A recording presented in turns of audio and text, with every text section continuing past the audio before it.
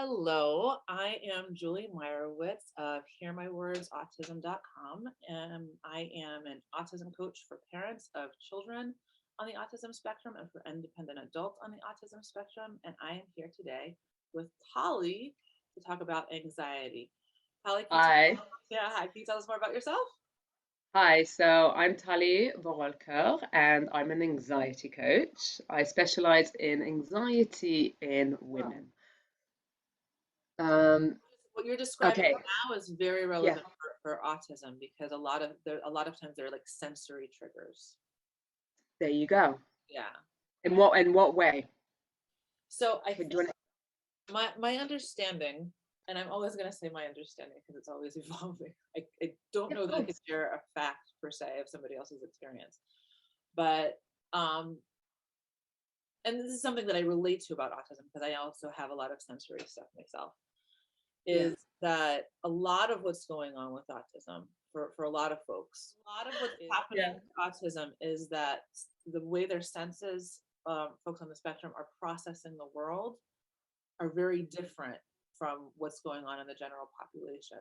So a lot of Yeah. times you're like people responding to somebody, like what they're seeing a reaction with somebody on the spectrum doing, they're like, they did that for no reason. They behaved that way for no reason. That's what an observer will often say.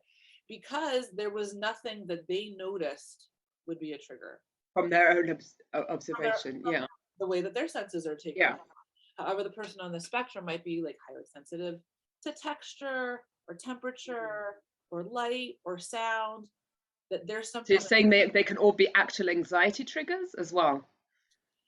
that it it Or potential. Let's call it actually, potential. because or if they enter an environment in which they were highly triggered by like a smell or some sense previously, it could Yeah. create a trigger. Yeah. Julia, you've brought up a really important point. From what I understand is that um, everybody's reality is very, very different. How the way you see the world is different to how somebody else will see the world. And it sounds to me like somebody who's on the spectrum, somebody with autism, sees the world even from another complete angle. So, like, if they acted in a certain way to somebody like you and I, we're like, okay, that was completely out of context. But from their reality, Yes. Yes. it makes total sense. Totally. Totally. Yeah.